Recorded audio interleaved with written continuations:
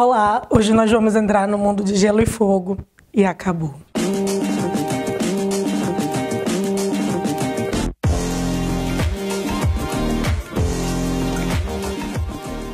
Finalmente chegou o último episódio de Game of Thrones que nós esperamos desde 2011 para assistir e, pelo menos para mim, o gostinho agridoce ele ainda está entalado aqui na minha garganta. Não desceu esse final, mas vamos para os nossos melhores momentos, né?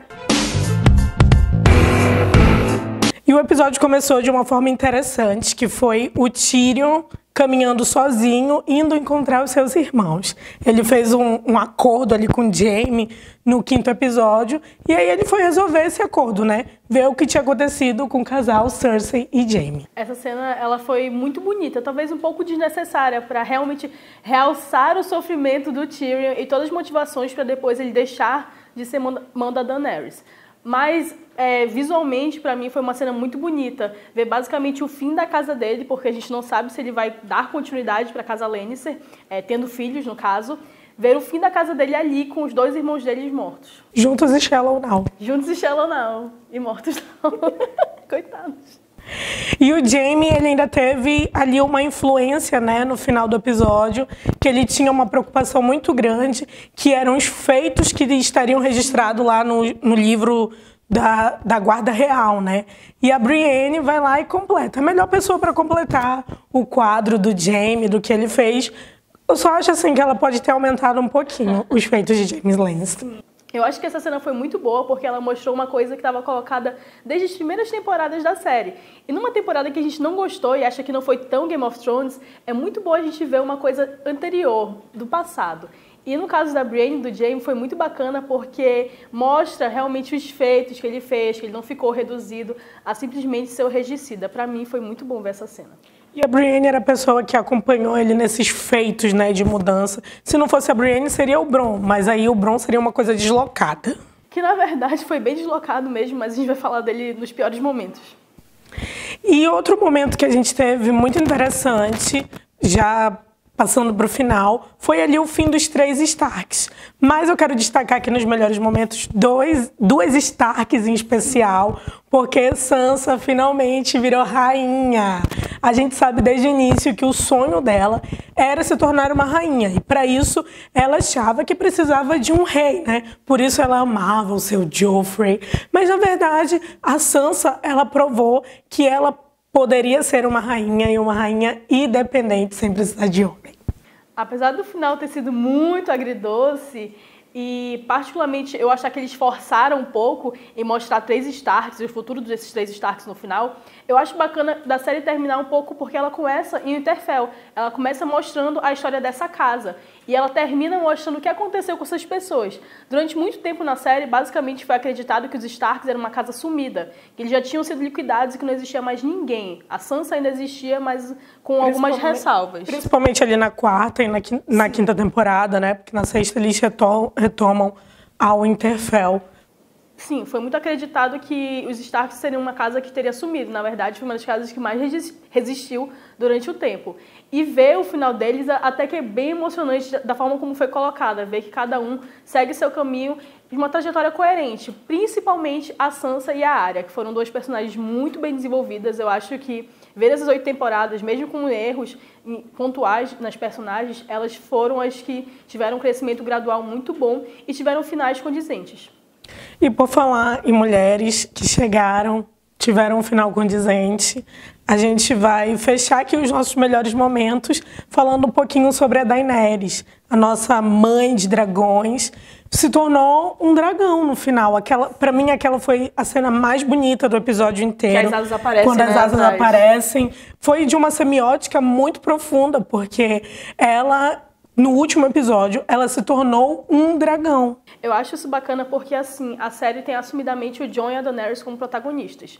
E, pelo menos, o Jon depois vai falar porque foi bem problemático. Mas a Daenerys, ela, pelo menos antes do final dela, antes dela morrer, ela tem o seu grande momento. Ela tem um momento que ela é um dragão, como a Olenna fala para ela ser. Então, assim, ela tem esse ápice. Mesmo com vários momentos bons em temporadas, na última a gente consegue falar, ah, esse foi o momento da Daenerys. O que eu acho que a gente não conseguiu ver com o Jon. E isso foi bem problemático para mim. E assim, a Daenerys levou o fogo e sangue até o final. Eu só acho ruim que quando ela morre não tem sangue, né? Sim. Sai um sanguezinho aqui do nariz, depois fica ali no chão. Só isso. Pra me perder um pouco a graça nesse sentido, a morte dela, apesar de que depois teve todo aquele momento com o Drogon e tal. Eu acho bacana que o Drogon, na verdade, fique vivo, porque era muito especulado que os dragões todos morreriam e que acabariam junto com a Daenerys, com a existência dela, porque foi ela que trouxe os dragões de volta. Eu gosto muito que ele fica uma coisa meio subentendida, que ele voa e ele vai continuar sendo meio que uma ameaça, porque afinal das contas ele é um dragão. Mas eu gosto que ele exista, que exista essa mitologia, como eu gostaria que existisse a mitologia dos White Walkers, por exemplo, que sempre ficasse essa coisa, que eles ainda podem existir, que eles podem estar vivos e que ainda precisa ter essa atenção. Só tem um problema nisso, né? Que é basicamente a problemática da história do Jon. É que para um dragão existir, ele é meio que dominado assim por alguém que tenha o sangue do dragão. E a gente sabe que o sangue do dragão ele existia entre os Valyrianos. E a Daenerys ela representava ali a última da linha de Valíria que existia. Tem o Jon Snow. Para mim um final que não seria assim um final perfeito, mas poderia ser interessante, seria essa interação entre o Jon e o Drogon. Seria importante para prosseguir com a existência de dragões. Para a gente pensar na possibilidade de que, num futuro, poderia haver outros dragões. E já que a gente está falando dos piores momentos, acho que uma coisa que incomodou bastante, pelo menos para mim, foi a trajetória do Jon Snow. Teve um começo ali interessante, até a morte da Daenerys, mas depois dessa cena, as coisas desandaram um pouco para finalizar a história do Jon. Porque o Jon, até aqui, ele era como o protagonista da série, né? Apesar de o nome do Peter Dinklage, de toda a família Lannister, serem os primeiros nomes a aparecerem, mas o Kit e a Emilia eram... O Emmy foi para eles, né? Eles que foram indicados pela série.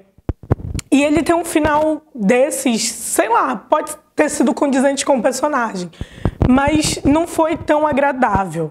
No início do episódio, a gente vê a Arya e o Tyrion tentando convencer o Jon de que o melhor seria ele matar a Daenerys. E há um paralelo aqui entre o Jon e o Mestre Aemon, quando ele cita algo que o Mestre Aemon fala para ele, acho que na primeira temporada. Sim, quando ele na segunda, eu acho, que é quando ele quer ir para a luta do Robert, alguma coisa assim, primeira ou segunda.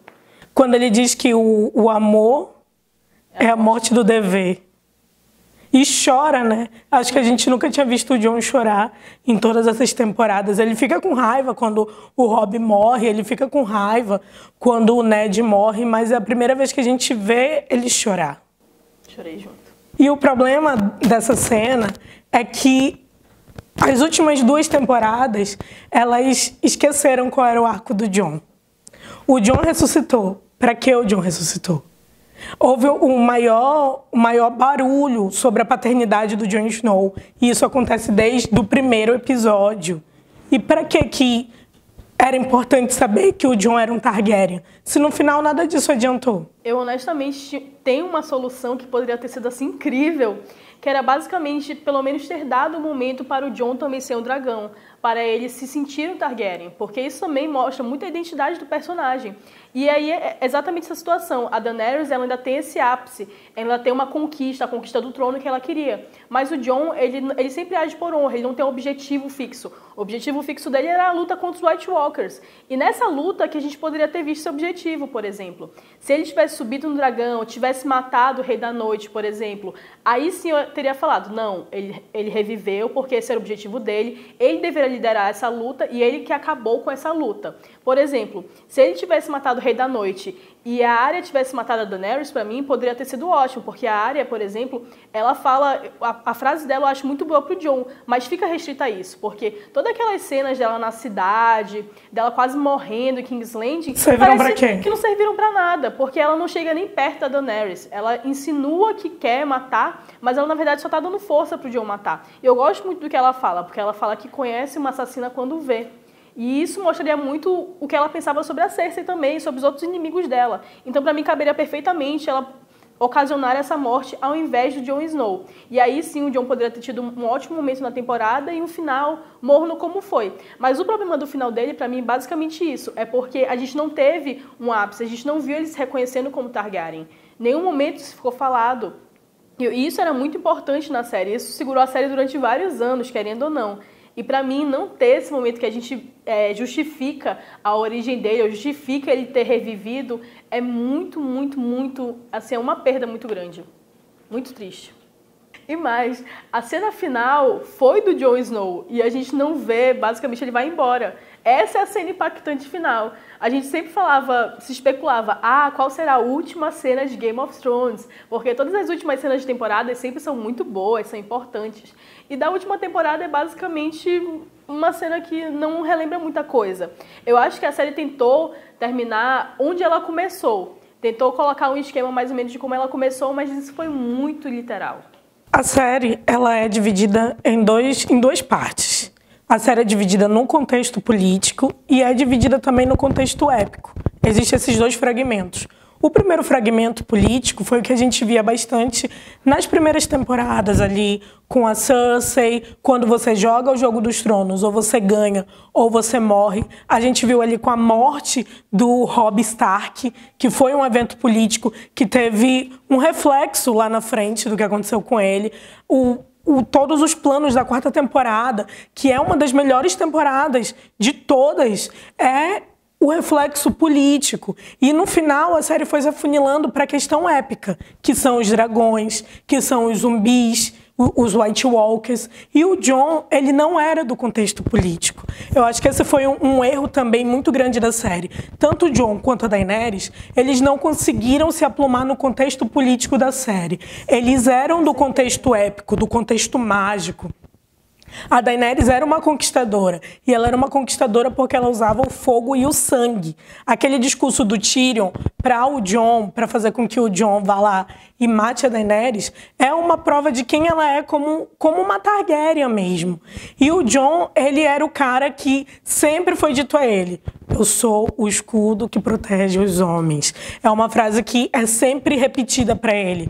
Quando o Davos quer que ele se intrometa na luta dos Stannis contra o Ramsay, ali na quinta temporada, o Davos repete: qual é o juramento da Patrulha da Noite? Eu sou o escudo que protege os homens. E ontem a gente viu o Tyrion relembrar esse discurso para o Jon. Então, como o escudo que protege os homens, a luta dele era a luta mágica lá do norte, que é a mitologia do norte, que é a questão dos White Walkers, dos Filhos da Floresta, e aí entra outra questão, que é o Bran. Porque o Bran, como corvo de três olhos, ele não pertence ao sistema político de Westeros. Ele pertence ao núcleo mágico da série, ao núcleo épico. E quando o núcleo épico acaba ali no terceiro episódio, com o fim do Rei da Noite, a série resolve voltar para o contexto político, mas ela não consegue amarrar as pontas para chegar nesse contexto político, porque ficou muito a questão da picuinha entre a Sansa e a Daenerys, que no final a gente viu que não era realmente uma picuinha, né? A Sansa queria a independência do norte, foi uma coisa muito boa, porque essa é a raiz da personagem. Ela defende o que ela achava diante da Daenerys ou diante do irmão dela, ela quer aquilo. E aí eu acho que isso ficou muito esclarecido para tirar um pouco aquela implicância que elas tinham. A questão é só, até aí mesmo, abre uma ponta, porque e se o Jon fosse o rei? Se o Jon tivesse sido aclamado rei, será que a Sansa teria virado para ele e dito a mesma coisa que ela disse para o Bran, da independência do norte? Então a gente precisa observar essas pontas que ficaram em aberto justamente pela escolha dos showrunners de fechar no contexto político. Apesar de que a série começa no contexto mágico. A primeira cena que a gente vê é a cena épica, não é a cena política. E uma coisa também que eu estava relembrando agora é que geralmente cenas épicas eram desencadeadas pelo contexto político. muito disso, basicamente, é a morte do Joffrey, que o Tyrion vai pro julgamento, ele pede por combate, e aí sim a gente tem o Oberyn e o Montanha fazendo uma cena épica e muito bonita. Por exemplo, o Clegane Bowl foi maravilhoso, mas poderia ter tido um contexto político por detrás dele, muito bem poderia caber, para poder justificar a cena e aí sim a gente aproveitar ela maximamente. Talvez os showrunners não tenham conseguido fazer essa separação. Sim. Eles ficaram muito na ideia do épico, se prender ao Rei da Noite. E isso fez com que a série não tivesse um desenvolvimento tão bom. Porque o problema dessa temporada foi desenvolvimento. Se nós tivéssemos os 10 episódios, como tinha antes 10 episódios de 1 hora, poderia desenvolver a loucura da Daenerys, a tirania da Daenerys, que foi o que eles venderam no final para ela. Poderia desenvolver melhor o Jon trair a Daenerys em vez do Jon se resumir a um covarde reativo, porque foi isso que ele se transformou na 7ª e na 8ª temporada, que foram as temporadas mais curtas. Pro cara que no final de uma temporada foi aclamado Rei no Norte, o cara que era o bastardo. Para mim, o Jon Snow acabou ali para ele na Batalha dos Bastardos. Sim, acho que aquele momento ali foi o ápice dele e depois disso a gente não viu muito mais. E outra coisa que mostra muito essa falta de desenvolvimento é porque a cena dele com a Daenerys, até ali o episódio tem 40 minutos. E o episódio final teve 1h30, mas se ele tivesse apenas 1 hora, como eram os episódios anteriores, aquilo ali era basicamente o final do episódio, ele matando a Daenerys. E aí sim a gente poderia ter outro episódio final falando sobre a questão política. Mas ao invés disso nós tivemos uma cena vergonhosa, escolhendo um novo rei que tentou fazer alguma gracinha, tentou mostrar uma certa dinâmica entre os lords e pessoas que a gente não tinha visto há muito tempo. Mas assim, pra mim foi uma cena péssima. Aquela cena poderia ter sido de várias formas e foi da pior feita assim, possível, a pior escolha. De onde tiraram o Ed Muri? Eu gosto que ele tenha aparecido. A Rebeca gosta da presença do Ed Muri. Eu gosto, porque são personagens que a gente não sabia o que tinha acontecido, tinham ficado esquecidos aí no final. Sempre aquela nostalgia, sabe? Tipo, ver personagens esquecidos, olha como é que eles estão, tá vivo, tá morto. Mas pra mim o Ed Muri, ele era um personagem tão asqueroso quanto o Mestre Paisel. Acho que os dois assim, porque o Ed Muri, ele é um homem fraco. A série apresentou vários homens fracos, tudo bem. A gente tem ali o Joffrey, que ele é um homem fraco. Mas ele é fraco, mas ele é violento. Ele é rude, mas o Ed Muri não, ele não serve nem pra isso. Entende? E aí dá um discurso pro cara no final, entendeu? Naquela cena que é uma cena patética. Porque no final, quem é que vai mandar? É o Tyrion. Nós temos vários lords naquela cena e eles escutam quem? O prisioneiro, que é julgamento. A cena não faz nenhum sentido. E aí dão um texto pra ele sem pé nem cabeça pra falar sobre histórias, o que faz o mundo, pra apontar a pessoa que menos deveria se interessar pelo trono como rei, e ele aceita isso. Eu acho que isso é horrível porque tira totalmente a construção do Bran. O Bran sempre fala que era o corvo, ele foi se transformar no corvo, o corvo de 3 olhos, a mitologia do corvo de 3 olhos que até hoje nunca foi muito bem explicada. Tem vários abertos aí, até para spin-off, que podem falar sobre a história dos corvos anteriores e de quem poderia ser o corvo depois. Mas aparentemente ele deixou de ser o corvo e voltou a ser o Bran Stark. Sim, olha só. Sendo que ele não pode deixar de ser o corvo porque ele continua vendo. Então, assim, é uma coisa que não cabe. Eu acho que qualquer pessoa poderia ter apontado pra mim o Gendry pra ser rei, porque ele é o Baratheon. Então, assim, tinha tipo, não, pode colocar o Baratheon. Então, porque voltou a tudo. Eles falam que quebram a roda, mas na verdade não quebram. Porque tudo bem, o rei vai ser escolhido. Mas fora isso, a gente tem um pequeno conselho, a gente tem toda aquela estrutura de governo, ela volta a existir. Então, tudo que a Daenerys fez pra quebrar a roda, na verdade não é quebrado. Continua existindo os lords, continua existindo todas as pessoas que são influentes e tem aquele pequeno conselho ajudando o rei, limpando tudo o que o rei faz, apoiando ele. Então não quebra a roda. A única coisa que assim, a Daenerys quebra mais ou menos é a parte de não passar de pai para filho e do norte ser independente. Foi basicamente isso que mudou politicamente. De resto, até a Red Keep, que teria sido toda destruída, continua. Eles vão continuar, até o cenário continua o mesmo. Então não muda nada. Desculpa. Nessa cena aqui, entre o Tyrion escolheu o Bran, a gente tem que destacar 2 pontos. O primeiro ponto é o Tyrion. Porque o Tyrion, ele se revelou o grande herdeiro de Tyrion Lannister. Sim, parabéns. A Cersei sempre dizia que ela era a herdeira do Tyrion. Ela cobrava isso do Tyrion.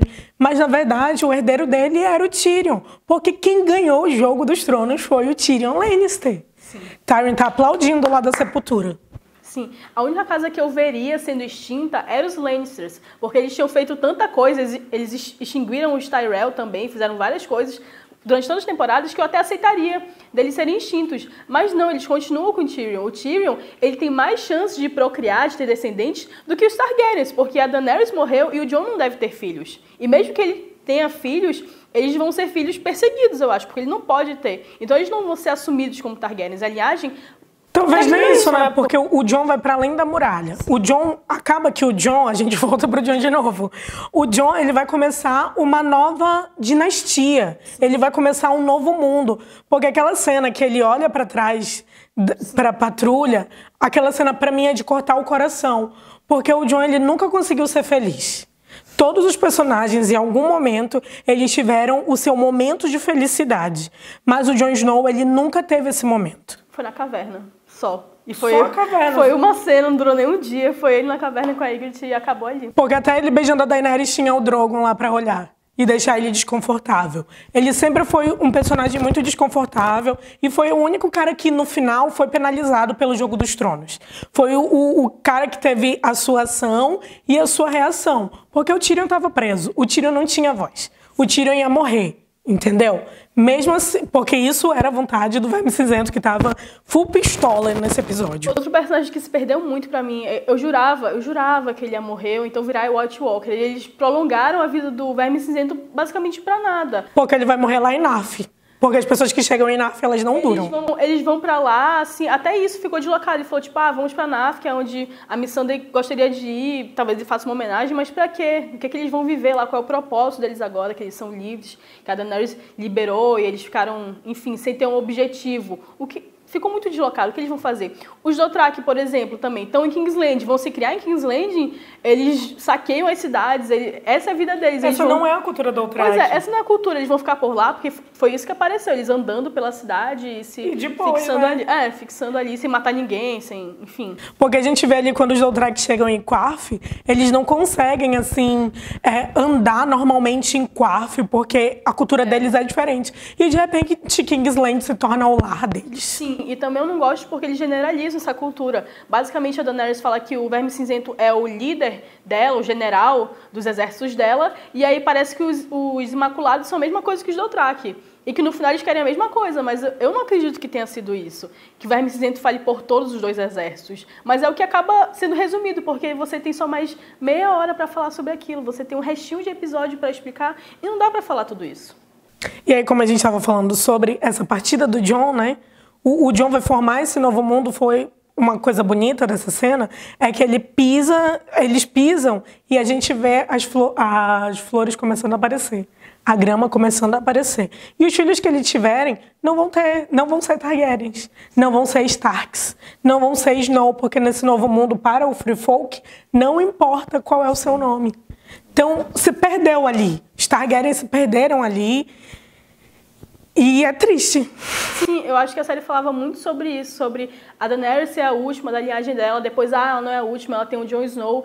E nada disso adianta, nada disso serve para alguma coisa. A série decide extinguir essa casa, ela volta, como eu disse, ela volta muito para o início. Ela mostra o norte sendo uma cultura mais forte, ela volta para o governo sendo feito mais ou menos da mesma forma, com o rei.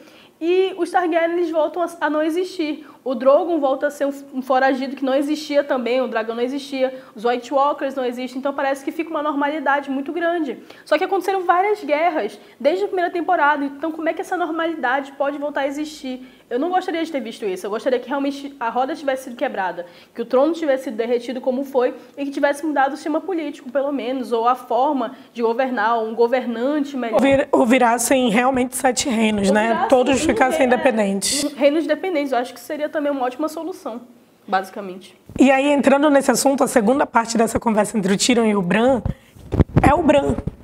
é a gente pensar no Bran, na situação do Bran. Porque o Bran falou na última temporada, na 7ª temporada, ele fala bastante que ele não é mais Brandon Stark, que Brandon Stark morreu. E nessa temporada ele também já havia falado isso, e agora o Tyrion diz, Bran deve ser o rei, Bran quebrado. Sim. E ele responde, pra que você acha que eu vim aqui? Não faz nenhum sentido. Isso entre várias outras coisas que ficaram perdidas, assim, cenas que poderiam ter resultado em alguma coisa, mas foram simplesmente diálogo jogado fora. Por exemplo, que a gente sempre falava aqui é que a Daenerys poderia ir pra Pike, por exemplo, porque a Yara falou, mas não. E aí depois a Yara aparece falando que ainda jura a sua lealdade a Daenerys, mesmo que ela esteja morta, mas quando a Daenerys precisou, ela não estava lá também. Então, assim, são coisas que não fazem o menor sentido e que foram totalmente furos nessa temporada. Eu acho, assim, que essa questão do Bran abre precedentes para aquela teoria do corvo vilão, que se propagou bastante nessa última temporada. E também abre precedentes para a Longa Noite, que é onde eu espero que eles explorem a questão do Corvo de Três Olhos, porque essa é uma mitologia que pertence ao Norte. O Corvo de Três Olhos, ele é o Vidente Verde, e o Vidente Verde, ele pertence à mitologia das crianças da floresta, que foram os responsáveis por criarem os White Walkers. Então, talvez a gente veja esse desenrolar na Longa Noite. Por isso, não tenha tido tantas explicações na Guerra dos Tronos. O problema é que, assim, toda a jornada do Bran com o Jojen foi para que ele se tornasse o Corvo de Três Olhos. O Bran voltar a ser Bran é ele abnegar, esquecer essa jornada dele com o Jojen. O Jojen morreu em vão. O Hodor também. Sabe? É uma história perdida, basicamente. Isso já me preocupava muito. Quando falaram que o primeiro spin-off seria sobre a Longa Noite, eu falei, então eles provavelmente não vão explicar muito qual era o objetivo dos White Walkers. Eles ainda dão uma explicação rápida com o Bran e tudo mais, tentam justificar, o que eu achei ok, mas é exatamente isso. Eles não mostram muito para deixar a gente querendo ver o spin-off, se interessar por ele, e aí sim desenvolver melhor. Mas infelizmente, quando eles decidiram colocar o Bran como rei, eu acho que isso foi a outro nível, que não tem como spin-off suprir essa escolha. Essa escolha, basicamente, pra mim, dentro de tudo do episódio, mesmo não gostando da questão do Jon, pra mim foi a pior parte. Porque o jogo político não fez sentido. E não fez jus à trajetória de nenhum personagem, nem da Daenerys, nem do Verme Cinzento, nem do Bran. Sabe qual foi a sensação que eu fiquei? É que o Tyrion, ele conversa com o Bran lá no episódio 2. Sim. Eles ficam conversando só os dois. E esse relacionamento deles, esse diálogo deles, soa muito como um mindinho. Sim. Eu fiquei com essa sensação do caos é uma escada. Porque se a gente prestar atenção, quem criou o caos foi o Bran. O Bran revelou para o Sam a real paternidade do Jon Snow. Que, na verdade, só serviu para criar caos mesmo entre o casal Jon Nerys. Um adendo. É exatamente isso que ele fala pro Jon. O Jon fala, desculpa por não estar presente quando você precisou. E o Bran falou o quê? Você estava exatamente onde você deveria estar, onde eu queria que você estivesse. Então ele já sabia que isso ia acontecer. E cada vez mais se encaminha para a teoria que o Corvo é vilão. E ele também faz a escolha de não revelar que o Jaime que jogou ele da torre. Todas as escolhas dele são muito inteligentes. E uma coisa que eu não gostei tanto assim também é porque acaba que o Bran e o Tyrion têm essa parte mais ruim. Essa parte ruim mesmo das pessoas. Porque eles sabiam basicamente o que ia acontecer. O Tyrion continua com o poder mesmo, ele não querendo e tudo mais, sendo um castigo pra ele. Ele continua tendo poder e ele gosta de jogar esse jogo. A gente vê que na parte que ele tá prisioneiro, ele não gostaria, ele não queria ser irmão do rei, mas quando ele vai pro Pequeno Conselho, ele está totalmente habituado, porque ele gosta desse jogo, ele sempre gostou. Mas em nenhum momento mostra isso como um lado perverso dos personagens. O Bran, por exemplo, vai ser um rei agora, mas assim, ele sabia que tudo isso ia acontecer e ele deixou acontecer dessa forma. Ele poderia ter feito alguma coisa para que fosse diferente, para melhorar, muito provavelmente, mas ele escolheu ser rei. Ele basicamente escolheu o futuro dele. Porque se ele sabia do futuro, ele poderia ter evitado o genocídio. Sim. Entende? É sempre aquela coisa. Corvo, vilão. Eu acho interessante isso, porque o Brandon Reeves, que é a ideia de que tenha sido o Corvo anterior, se vocês lerem O Cavaleiro dos Sete Reinos, ele é muito importante para a gente entender esse final de Game of Thrones. Por quê? A gente já falou no vídeo sobre a Sansa Rainha, que você pode conferir o link aqui embaixo, sobre a teoria da Sansa se tornar rainha justamente por essa questão do que aparece no Cavaleiro dos Sete Reinos. E no final, mesmo que ela não seja rainha dos Sete Reinos, isso aconteceu. Sim. E essa questão do Brian Reeves é que ele estava sempre muito perto da coroa. Muito perto da coroa, lembrando que ele tem sangue Targaryen, né? E ele não é rei porque ele é um filho bastardo. E se o Corvo, de repente, for realmente uma entidade, e essa entidade tiver chego finalmente ao Trono de Ferro, que era o seu objetivo, e Bran Stark conseguiu concluir esse objetivo. Eu não necessariamente gostaria que a série terminasse com um gancho, mas sim que ela terminasse com um certo suspense, com um certo mistério que existia na mitologia da série, digamos assim. Então, se ela terminasse... O que eu acho engraçado também é que no final mostra 3 Starks, mas parece que eles esquecem o Bran. Se a gente tivesse visto algumas cenas dele, alguma feição diferente que mostrasse que ele poderia ser um perigo futuramente, eu acho que seria interessante. Eu acho que seria interessante mostrar, tipo, realmente aconteceu tudo isso e não vai mudar muita coisa porque a gente tem novamente um rei que não é tão bom assim, que foi escolhido por uns lords, por um pequeno grupo de pessoas e nada vai mudar. A vida é ruim. Se eles assumissem isso, talvez fosse menos pior do que colocar o Bran como uma solução, que na verdade não é uma solução. Mas a vida só é ruim pro Jon Snow. Acho que teve um ponto ali, é que nenhuma das histórias do George R. R. Martin, até aqui, ela explorou muito a questão dos Starks. A gente vê muito no Mundo de Gelo e Fogo a questão dos Hightower, dos Lannisters, dos Gardner. Sempre foram pessoas muito próximas ao trono, mas os Starks é a primeira obra dele que realmente foca neles. É o primeiro contexto na história dos 300 anos do Trono de Ferro que foca nos Starks.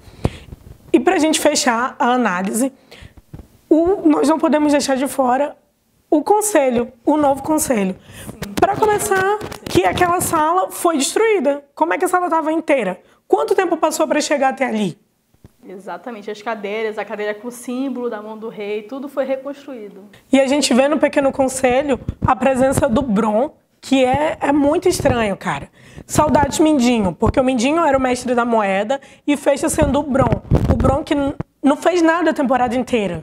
Ele fez nada em várias temporadas, na verdade. Ele surge como mercenário e ele acaba como Lorde, mas pra mim ele sempre vai continuar sendo mercenário. Pra mim ele foi um personagem que se perdeu muito. Eu acho que ele poderia ter morrido em um duelo de combate, uma guerra, alguma coisa assim, que seria uma coisa mais honrada, muito melhor.